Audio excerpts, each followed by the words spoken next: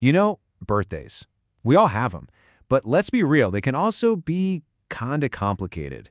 That one day of the year that's supposed to be all about you can sometimes end up feeling like a ton of pressure. So what's the deal with that? Why can a day that's meant for celebration bring up all this anxiety or sadness or even just a whole lot of nothing? Well, that's exactly what we're going to unpack. We're going to dive deep into the very complex psychology behind birthdays. Ready? Let's get into it. First off, that pressure you might feel to have the perfect birthday, yeah, that's not just in your head. It's actually part of this huge cultural script that's been in the works for millennia. And it's pretty wild when you look at how it all came together over time. Think of it like this. It started with the Egyptians treating a pharaoh's coronation like a birth into godhood. Then the Greeks came along and gave us cakes and candles. The Romans turned it into a big social party, at least for the guys, and then Han Dynasty China threw presents into the mix. So you see, each culture added another layer, building this massive expectation that a birthday has to be a big deal. And that, right there, is where the trouble starts. We have this ancient historical recipe for what a birthday is supposed to look like.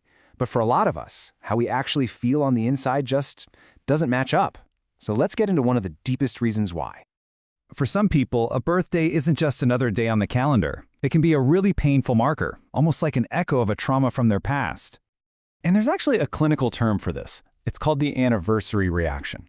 It's basically when the distress from a major trauma or loss comes bubbling back up every year around the same time. And we're not just talking about remembering it in your head. It's like your body and your mind are literally re-experiencing some of that pain.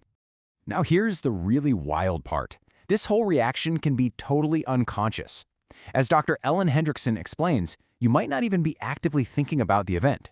But something as simple as a change in the weather or the way the light looks outside can be enough to trigger a real spike in depression or PTSD symptoms.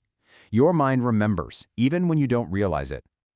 And you can absolutely see this play out in the real world. A Yale study on Gulf War veterans found a direct link between the anniversary month of their trauma and when their mental health was at its worst. But what's fascinating is that their spouses were often the ones who noticed the outward signs, like irritability or trouble sleeping, more than the veterans themselves. It just goes to show you how deep and subtle this stuff can be. And the physical toll can be devastatingly real. A study from Stockholm University found something just staggering. Bereaved mothers had a measurably higher risk of death, especially from heart problems, during the same week that their child had passed away. It's like they say, the body really does keep the score. But look, you don't have to have experienced a major trauma for your birthday to feel difficult. This same kind of dynamic, just on a different scale, can lead to what a lot of us know as the birthday blues. Now, birthday depression isn't some official diagnosis you'll find in a textbook, but it is a very, very real experience. It's that feeling of sadness or just not caring about celebrating at all that can creep in around your birthday. And if you've ever felt that, believe me, you are far from alone. So, what's behind it? Well, it can be a whole cocktail of things. For some, it's a fear of getting older or that moment where you start thinking about all the things you haven't accomplished yet. For others, it's just bad memories of family drama on past birthdays. And for a lot of people, it's simply the intense pressure of being the center of attention, which can feel really overwhelming, especially if you already deal with anxiety or depression. And this isn't just some vague feeling. It's a recognized stressor. Research on social anxiety actually confirms that being the focus of a group, like when everyone's singing to you, is a classic anxiety-provoking situation. That spotlight just doesn't feel good to everybody, and that's totally okay. All right, let's switch gears for a second. We've talked about sadness and anxiety, but what about the people who aren't sad about their birthday? They're just indifferent. For them, it's really just another day. This right here really gets to the heart of the conflict. On one side, you have that cultural script, demanding parties, gifts, and social validation. It feels like a social performance, right?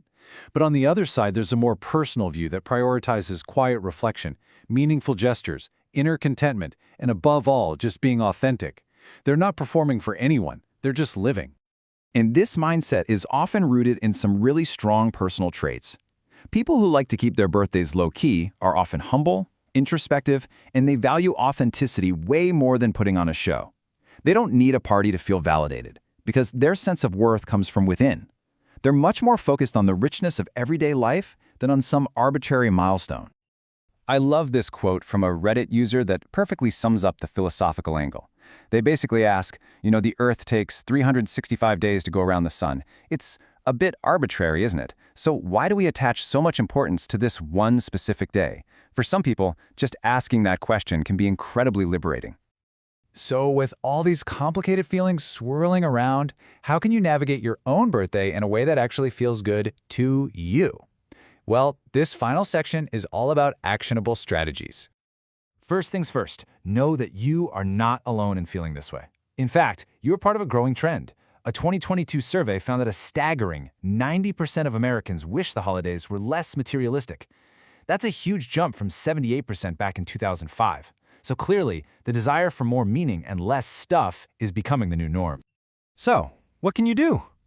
Well, you can prepare ahead by clearing your schedule of other stressors. You can allow yourself to feel whatever you're feeling, sad, anxious, indifferent, without judging yourself for it. But the most crucial step is to communicate your needs clearly to your loved ones.